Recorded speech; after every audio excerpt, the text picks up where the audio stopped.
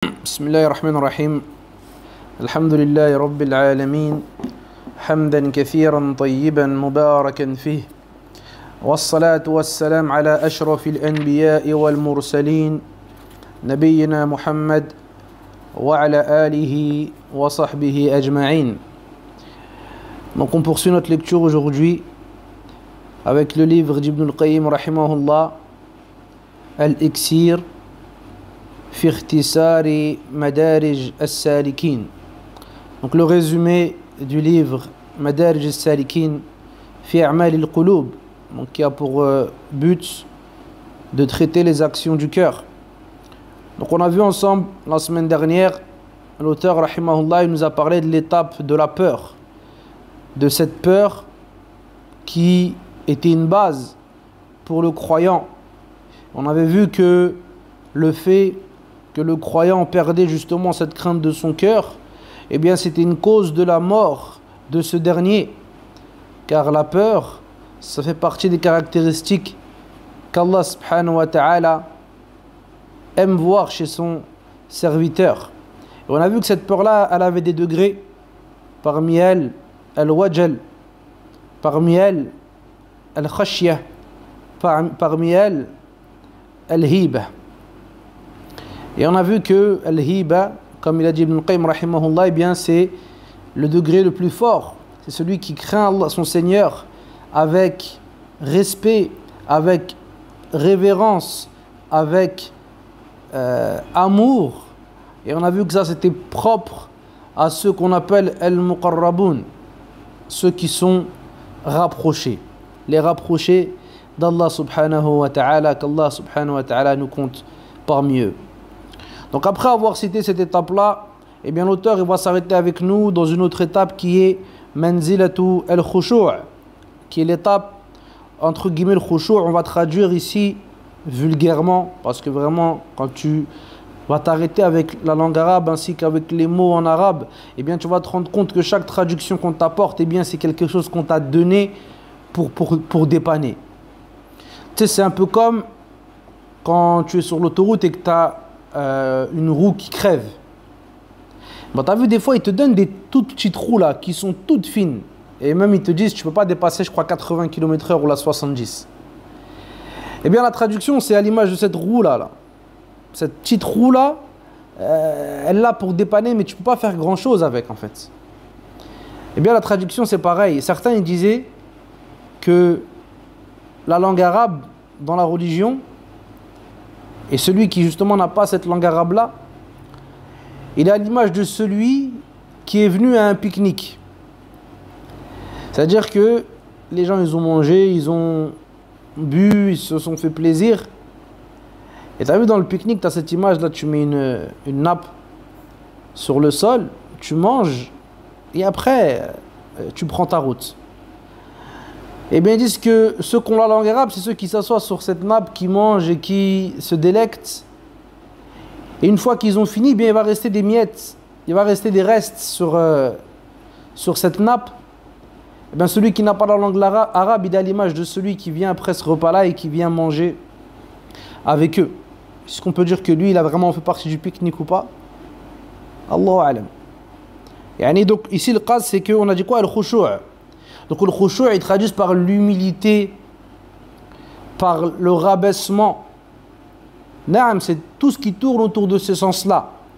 Surtout le fait de se rabaisser, le fait de s'humilier, le fait de se recroqueviller, de se retrouver cette humiliation, l'humiliation de sa personne pour Allah subhanahu wa ta'ala. Et justement, ce khushu', eh bien, les ulama ils nous disent que c'est ce qui est à la base dans le cœur et qui après se voit sur les membres. C'est ce qui est dans le cœur et ce qui se voit après sur les membres. Allah Azza wa Jalla dit dans le Coran, khashi'atan absaruhum. Donc leurs regards seront humiliés, abaissés. Khashi'atan. Et Allah subhanahu wa ta'ala, on va le voir ensemble, il nous dit dans Al-Mu'minun, قَدْ أَفْلَحَ الْمُؤْمِنُونَ الذين هم في صلاتهم خاشعون. Certes, les croyants, ils ont réussi. Donc ici, le musulman, quand il entend ce verset-là, il doit se poser la question, Ya Allah, qui sont ces croyants qui ont réussi pour que toi, Rabbul Arbab, Rabbul Ardi was Samawat, pour que toi, le Seigneur des cieux et de la terre, tu nous dis qu'ils ont réussi. C'est qui ceux-là? C'est qui ces gens-là qui ont eu l'honneur d'avoir cette description de ta part? Ô toi, le Seigneur des cieux et de la terre. Allah il nous dit, ceux qui sont dans leur prière, entre guillemets, humbles. Khashi'un.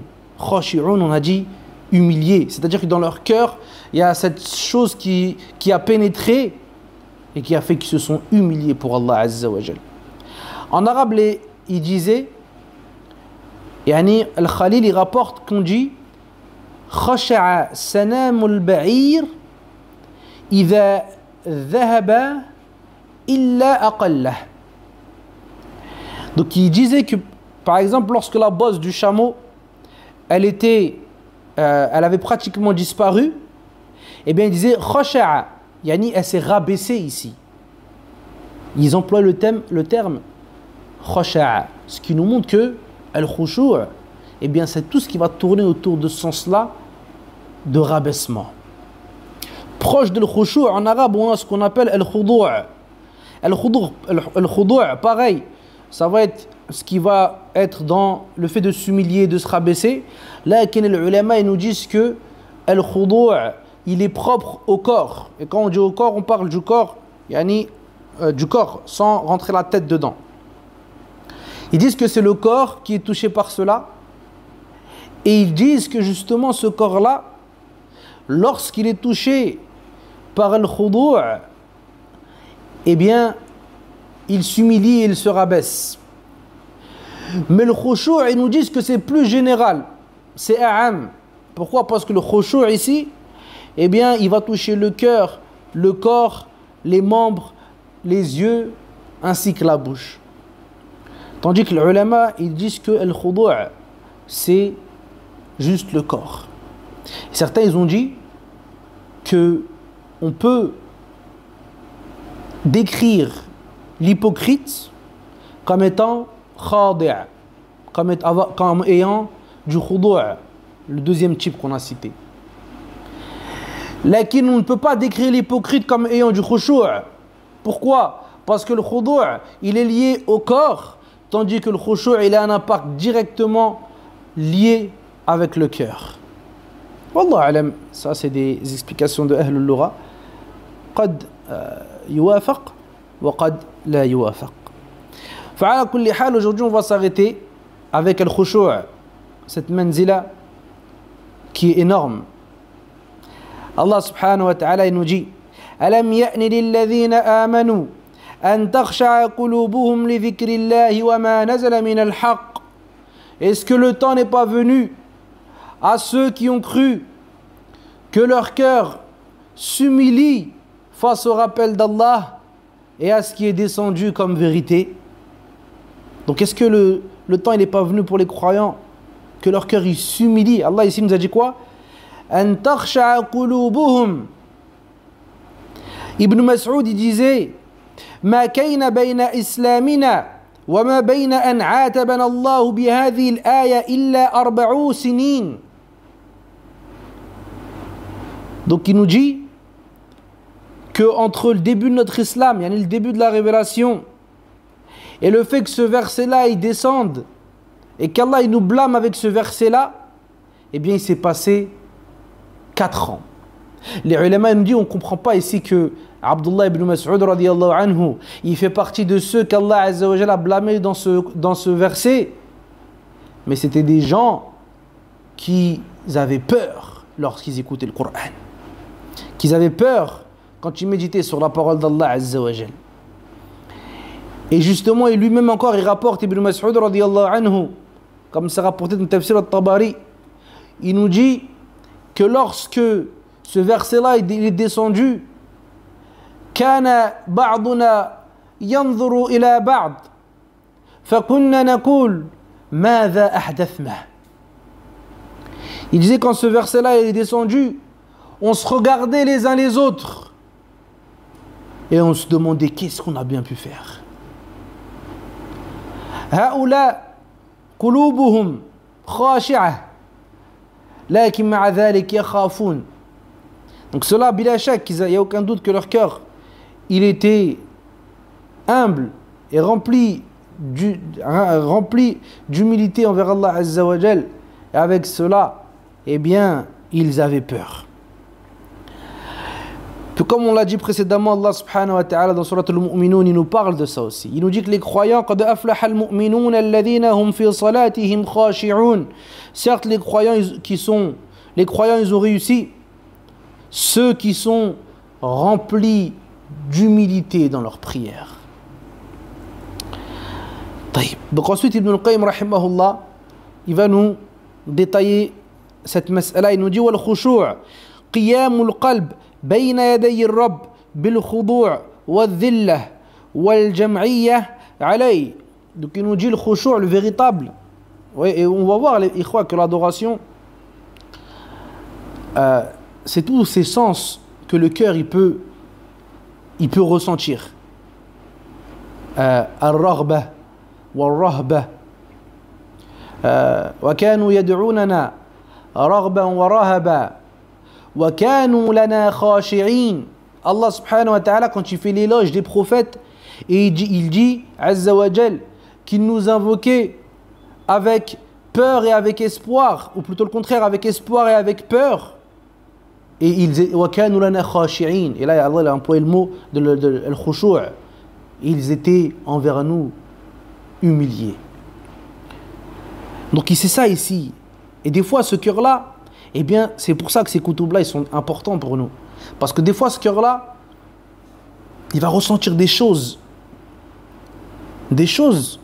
que normalement, il doit les ressentir qu'avec Allah Azza wa Jal. Et lui, il va les ressentir avec autre qu'Allah.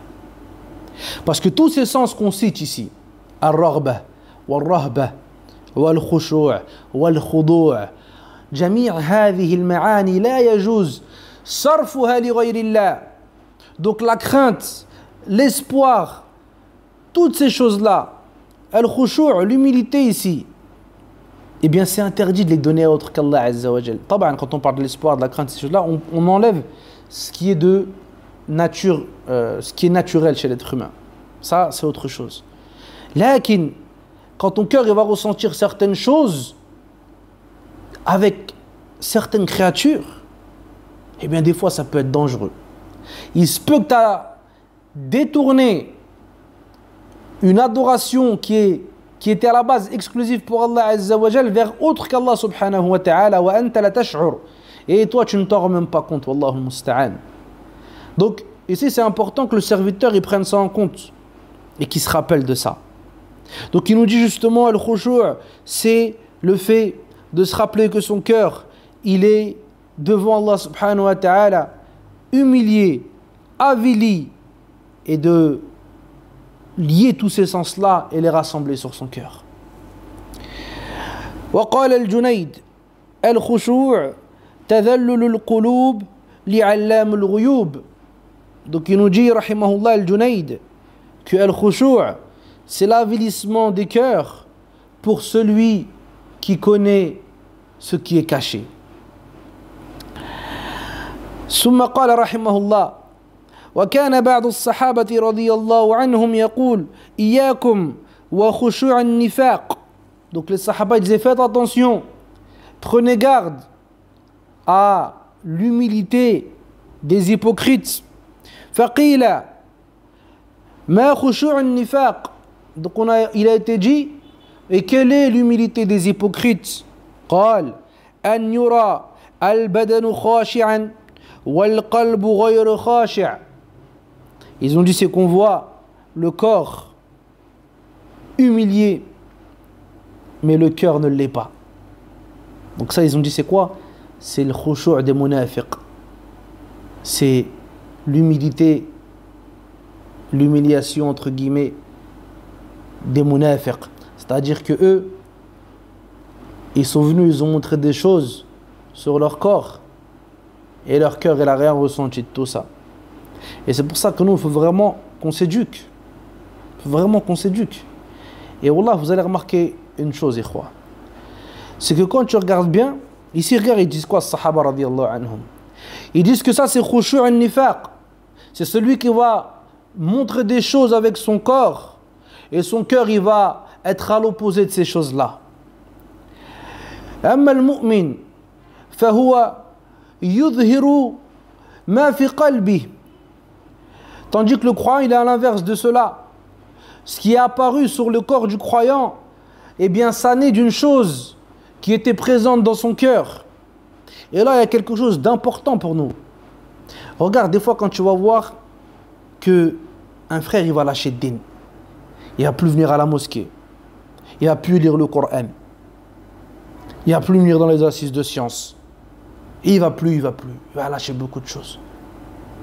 Bah, tu vas voir que la dernière chose en général qu'il va lâcher, c'est sa barbe. Donc nous, des fois, il faut qu'on se pose des questions.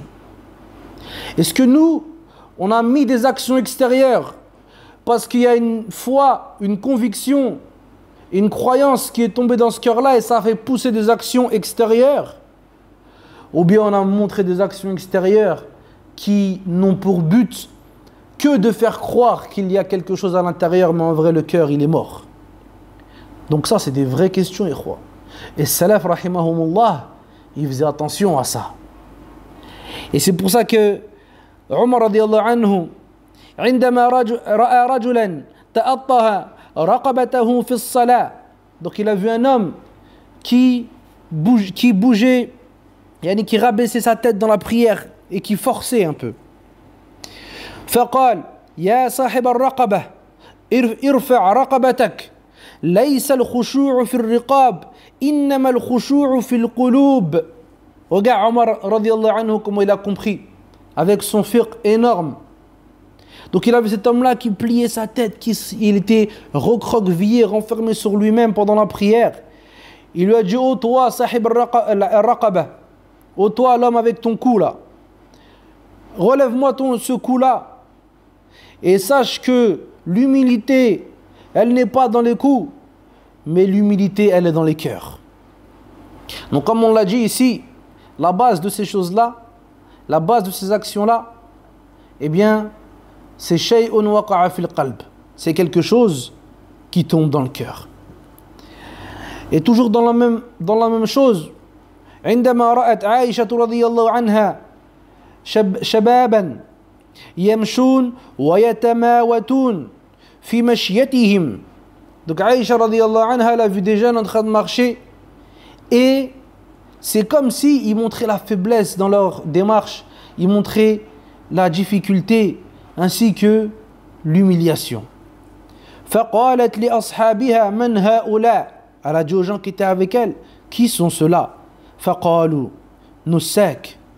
Ils ont dit c'est des adorateurs. فقالت كان عمر بن الخطاب إذا مشى أسرع وإذا قال أسمع وإذا ضرب أوجع وإذا أطعم أشبع وكان هو الناسق أو الناسك حقا.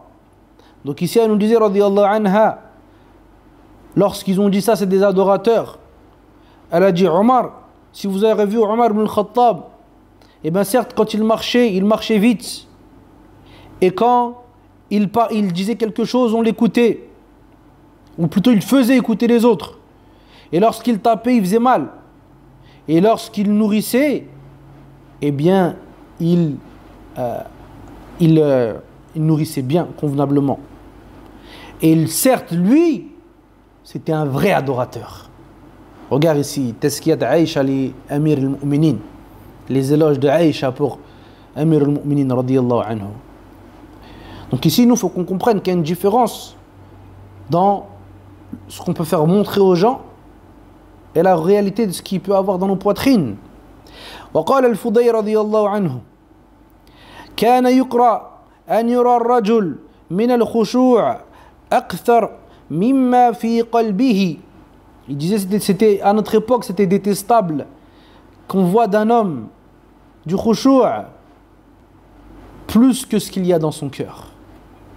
Et c'est pour ça qu'on voit Voilà, vous avez vu depuis le début du livre, toujours on parle le cœur, le cœur. On va toujours en parler jusqu'à la fin. Et vous avez vu que beaucoup dans ce livre-là, on parle des salafs et des compagnons. Parce que ça revenait beaucoup sur leur langue, ça. C'est une chose qui venait beaucoup sur leur langue. Nous, maintenant, tout est dans l'apparent. On vit dans une société où tout est dans l'apparent. On se montre sur les réseaux sociaux, ils se montrent, ils veulent être vus, ils veulent des vues. Bah, ça parle pour soi-même, ils veulent des vues. Maintenant, même certains imams, ils veulent des vues. Akhi, wallah, Allah Azza wa Jal yarak, wa hadha yakfik.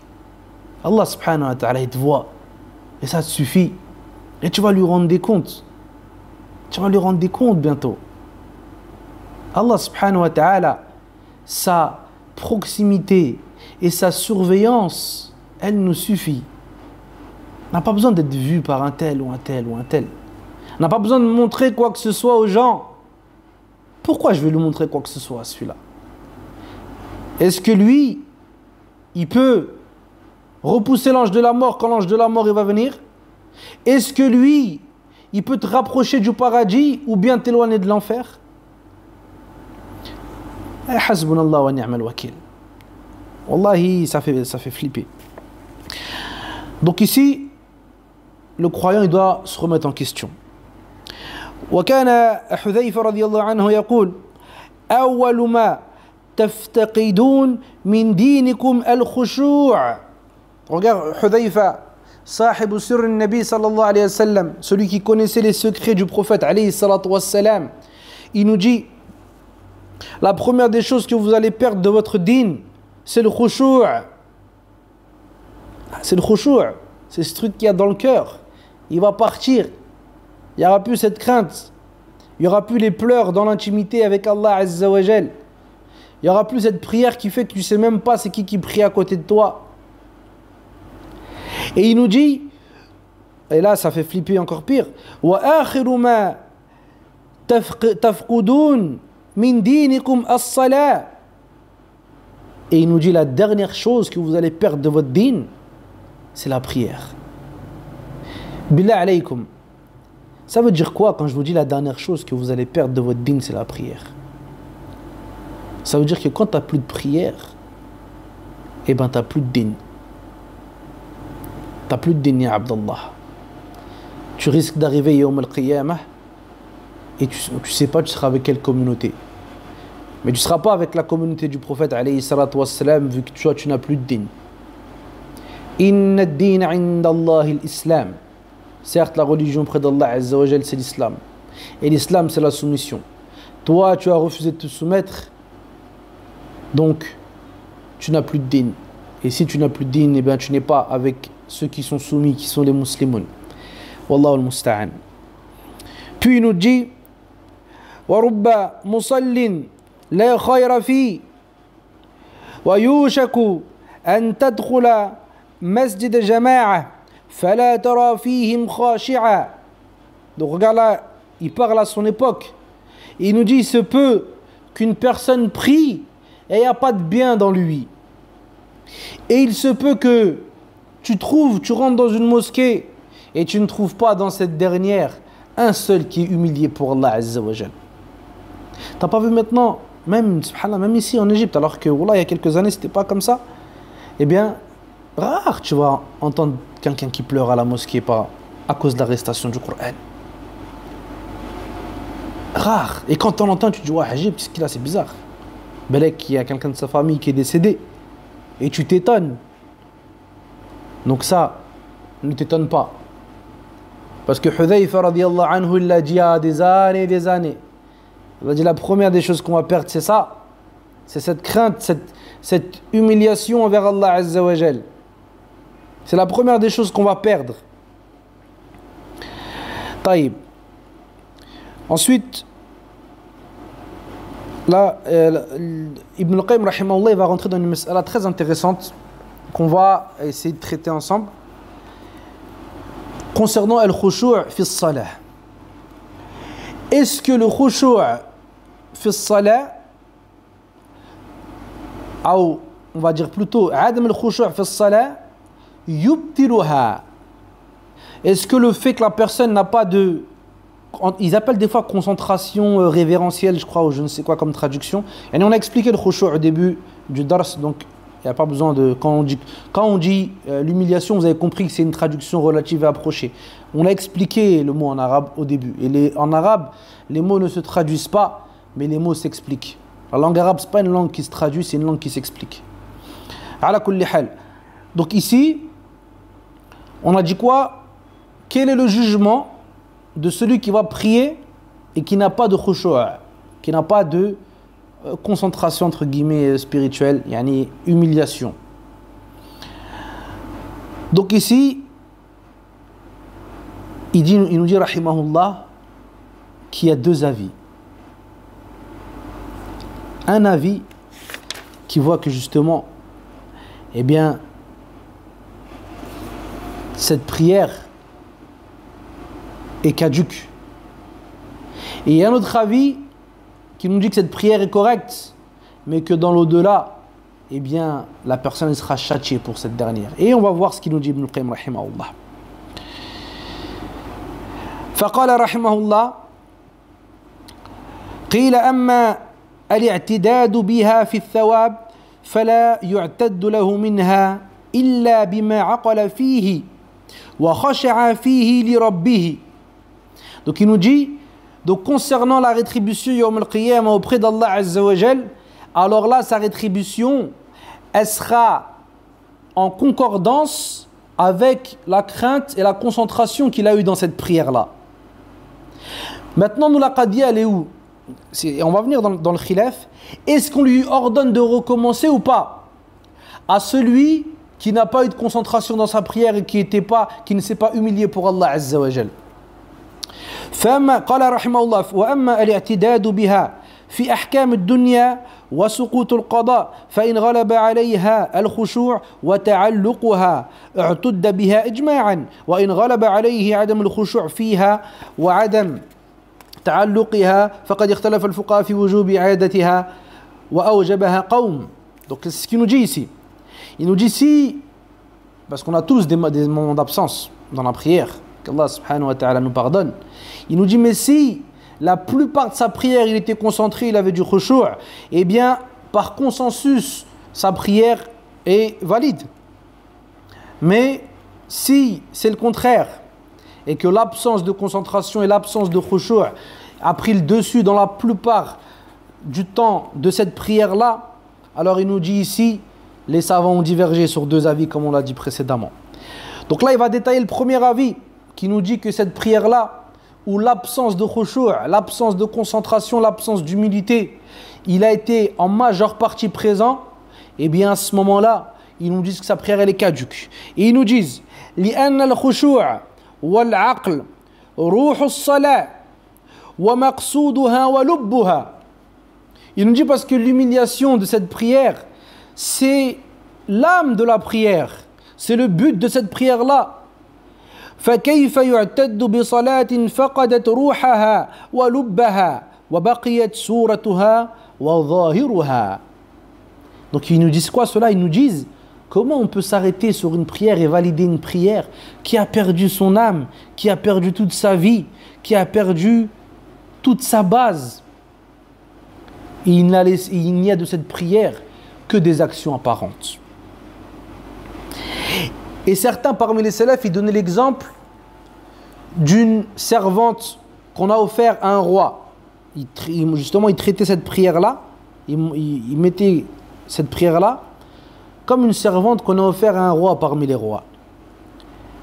Est-ce que un homme doué de raison, il oserait donner au roi en offrande une servante avec un œil crevé, avec un bras amputé, ou bien une jambe amputée, ou bien aveugle, ou bien sourde, ou bien muette?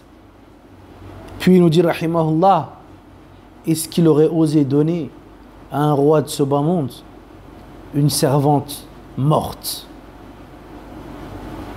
Donc ça, c'est des vraies questions. C'est quoi cette prière-là qu'on a? Elle est où notre relation avec Allah Azza wa Jal dans cette prière-là?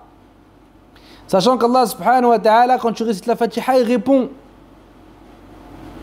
Quand tu dis Alhamdulillah Rabbil Alamin, Allah il dit Athna alayya abdi. Allah il dit mon serviteur a fait mes éloges. Jusqu'à la fin de la Fatiha. Et quand tu es prosterné, tu te relèves, eh bien tes péchés ils restent au sol. Lorsque toi tu te relèves. Yani, des sens. Il y a des livres qui ont été écrits sur ça et des conférences qui ont été données juste sur ça. Donc on ne peut pas trop s'attarder, mais c'est important de méditer ces choses-là. Et d'ailleurs, Cheikh Abdel Salam al-Chouaïr, Hafidahullah, il a une mukhadara sur al-khushu' fi as-salah. Elle est exceptionnelle. Elle est exceptionnelle. Donc ça n'a pas été traduit, mais celui qui peut écouter un peu en arabe, il faut vraiment écouter ça parce qu'on en a besoin. Et celui qui parle le premier. Taïb. Donc est-ce que le aqil, celui qui est de raison, il pourrait offrir justement à ce roi-là une esclave morte? Là. Puis ils disent encore, là on est toujours dans l'argumentation de ceux qui disent que celui qui n'a pas de khushu', il n'a pas de prière. Ils nous disent que Wallahu tayyib, comme dans le hadith, la yaqbalu illa tayyiba. Donc Allah il est bon, il n'accepte que ce qui est bon. Wa laysa min al-amal at-tayyib salatun bila ruh fiha. Donc il nous dit ça ne fait pas partie des actions vertueuses et bonnes, une prière dans laquelle il n'y a pas d'âme. كما أنه ليس من العتق الطيب عتق عبد لا روح فيه. Comme ça ne fait pas partie d'un bon affranchissement, entre guillemets, le fait d'affranchir un esclave qui est mort, qui n'a plus d'âme. Et il nous dit c'est pareil, le fait que le cœur dans cette prière a été stoppé et s'est arrêté d'adorer son Seigneur et de s'humilier pour lui, et que simplement on a eu des membres qui ont bougé prétextant l'adoration, eh bien cela, ça n'est utile en rien aux membres. Et à quoi cela serait utile vu que le cœur est certes le roi et c'est lui qui dirige les membres. Donc lorsque le roi il s'est séparé des membres, est-ce qu'on peut dire que ces membres-là, est-ce qu'on peut lier l'apparence de ces membres-là au roi? Là. Taïb. Donc, d'une manière générale, pour résumer cette parole-là, il nous dit, rahimahullah, que Allah Azza wa Jal, il nous a légiféré cette prière. Il nous a ordonné des choses dans cette prière. Et il a fait en sorte, dans sa législation qui est sublime et parfaite, que cette prière était annulée par certaines choses.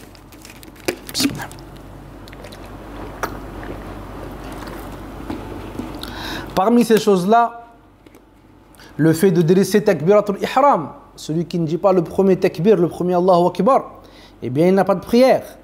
Celui qui se trompe dans certaines lettres dans la Fatiha, il n'a pas de prière. Celui qui ne s'incline pas comme il le faut, eh bien il n'a pas de prière, etc., etc. Donc ici, et eux ils disent ça, ils nous disent comment on peut dire que celui qui délaisse une parole, celui qui délaisse un mot, celui qui délaisse un geste, il n'a pas de prière, et dire que celui qui a délaissé ce qui est l'âme de toutes ces actions-là a une prière. Donc ça c'est leur argumentation pour dire que celui qui n'a pas de khushu', d'humiliation, de concentration révérentielle dans sa prière, eh bien il n'a pas de prière. Et on lui demande de la refaire. C'est surtout ça ce qu'on doit retenir ici. C'est que ce qui est demandé à cette personne-là, c'est de recommencer. Taïb. Ensuite, là, on passe au deuxième groupe de savants qui ont dit qu'il n'a pas à recommencer sa prière. Et on va lire ce qu'il dit, Inch'Allah. وقال أصحاب القول الآخر شرائع الإسلام على الأفعال الظاهرة وأما حقائق الإيمان الباطنة فتلك عليها شرائع الثواب والعقاب. Donc ils nous disent, eux en fait ils ont une base, ceux-là. le deuxième avis, ils ont une base. C'est qu'ils nous disent que les actes apparents de l'islam, eh bien, ils disent que les actes apparents de l'islam, c'est sur les actions apparentes. Amma la réalité de ce qui est caché dans ces actions-là, comme rétribution ou iqab, alors ici ils nous disent qu'il y a deux jugements. حكم في الدنيا على الشرائع الظاهرة وأعمال الجوارح. Donc on a un jugement dans le dunya sur les choses qui sont apparentes. C'est pour ça que les fuqaha, eh bien, ils jugent les actions apparentes. Et ils te disent que celui, par exemple, qui prie, on va prendre la prière, on va prendre autre chose, mais qui jeûne en respectant les conditions ainsi que les piliers du jeûne, eh bien son jeûne, il est sahih, il est valide. Et ils ne disent pas maqboul, ils disent sahih, valide. Il y a une différence entre les deux. Parce que celui qui va dire maqboul, ça c'est auprès d'Allah Azza wa Jal, il ne peut pas dire ça. Pourquoi? Parce qu'il ne sait pas ce qu'il y a eu dans le cœur du serviteur. Donc nous on va dire ton action elle est sahiha. Amaluhu sahih. Amma al-qaboul fahada inda Allah. Parce que peut-être que lui il est hypocrite. Peut-être que lui il jeûne mais il déteste le jeûne. Peut-être qu'il fait ça parce que c'est une culture qu'il a héritée. Je ne sais pas. Donc le qaboul c'est entre les mains d'Allah subhanahu wa ta'ala. Amma al-fuqaha hum yatakallamun an as-sihha wal-fasad. Eux ils parlent du caractère, les fuqaha ils parlent du caractère valide et du caractère invalide. Donc ils nous disent wal hukm fil akhirah ala al-haqa'iq wal-bawatin. Et dans l'au-delà, Allah il a son deuxième jugement qui est le jugement de ce qui était caché et de ce qu'il y avait dans les poitrines des gens. C'est pour ça que le prophète alayhi salatu wassalam, il a laissé les hypocrites. Bon, il y a d'autres raisons, mais en partie, il acceptait ce qui était apparent d'eux et il rejetait ce qui était caché, il le laissait à Allah Azza wa Jal. Naam. Puis après il nous dit Naam, la yahsulu maqsoud hadhihi as-salah min thawab Allah Azza wa Jal ajilan wala ajila. Et là ils te disent quoi? Nous on est d'accord que cette prière elle n'a pas de récompense auprès d'Allah Azza wa Jal, ni tout de suite dans cette dunya, ni dans l'au-delà. Lakin, est-ce qu'on va ordonner aux serviteurs de la recommencer? Alors là, pourquoi? Parce que ça, ce sont des umur qalbiyah, ce sont des affaires du cœur. وَلَا يَطَّلِعُ عَلَيْهَا إِلَّا رَبُّ الْأَرْضِ وَالسَّمَوَاتِ. Et ne connaît ces actions du cœur que Allah Azza wa Jal. C'est ni le faqih, c'est ni le cheikh, c'est ni l'imam de la mosquée. Et des fois même nous les frères on ne sait même pas. Des fois on sait c'est vrai, mais des fois on ne sait pas totalement quel est le degré de concentration qu'on a eu. Donc comment on fait? Rajoute à ça que dans ce kalem là, le fait de dire que celui qui n'a pas de concentration ou celui qui a perdu la concentration, le khushu', dans la plupart de sa prière doit recommencer, et bien là on ouvre une grande porte au wasawis. Et peut-être que la personne va recommencer toutes ses prières jusqu'à ce qu'il va arrêter de prier. Qui c'est qui peut être sûr? C'est quand qu'il a dépassé les 50%? On ne connaît même pas nos cœurs. On ne les connaît même pas bien. Donc, c'est ce qu'ils disent aussi ici. ثم قال رحمه الله وإن الرجلين لا يكون مقامهما في الصف الواحد وبين صلاتيهما كما بين السماء والأرض. Donc il nous dit, il se peut que deux personnes, ils soient ensemble dans un seul rang, un seul et même rang, et entre leurs deux prières, même si en apparent leurs prières, eh bien elles sont identiques. Mais il se peut qu'entre ces deux prières, il y a la même différence qu'il y a entre les cieux et la terre. وَلَيْسَ كَلَامُنَا فِي هَذَا كُلِّهِ. Et il nous dit que notre parole, elle n'est pas sur ça. C'est-à-dire que notre parole, ici les fuqaha, ils vont parler du caractère apparent, avec quoi on rend la prière valide et avec quoi on invalide la prière. فإن أردتم وجوب الإعادة لتحصل هذه الثمرات والفوائد فذاك إليه. Donc Ibn al-Qayyim nous dit, si vous vous dites qu'il est obligé de recommencer pour trouver les fruits que la prière sont censés nous apporter, alors s'il veut, وإن شاء أن يحصلها وإن شاء أن يفوتها على نفسه. Donc s'il veut, il essaie d'atteindre ces fruits-là. Et s'il veut, bien il laisse sa personne en être privé. وإن أردتم بوجود أو بوجوب الإعادة أن نلزمه بها ونعاقبه على تركها ونرتب عليه أحكام تارك الصلاة فلا.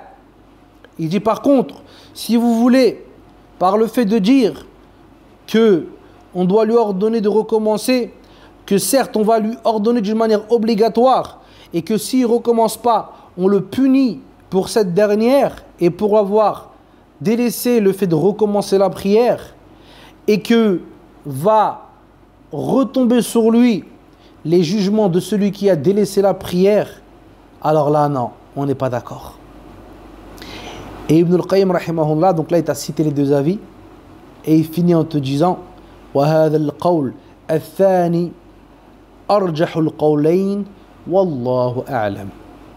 Et il nous dit cette deuxième parole, eh bien, c'est la parole la plus probante, la plus forte des deux paroles qu'on a citées précédemment.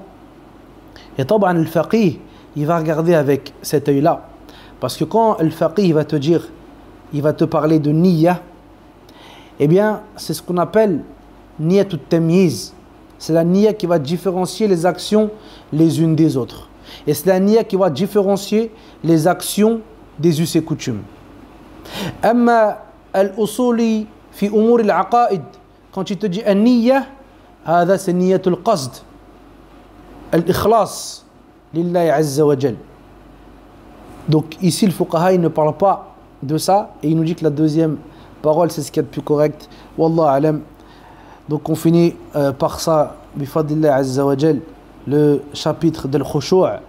نسأل الله سبحانه وتعالى أن ينفعنا بما سمعنا وأن يزدنا علما نافعا. سبحانك اللهم وبحمدك أشهد أن لا إله إلا أنت أستغفرك وأتوب إليك. وصلى الله وسلم على نبينا محمد وعلى آله وصحبه أجمعين والحمد لله رب العالمين وبارك الله فيكم.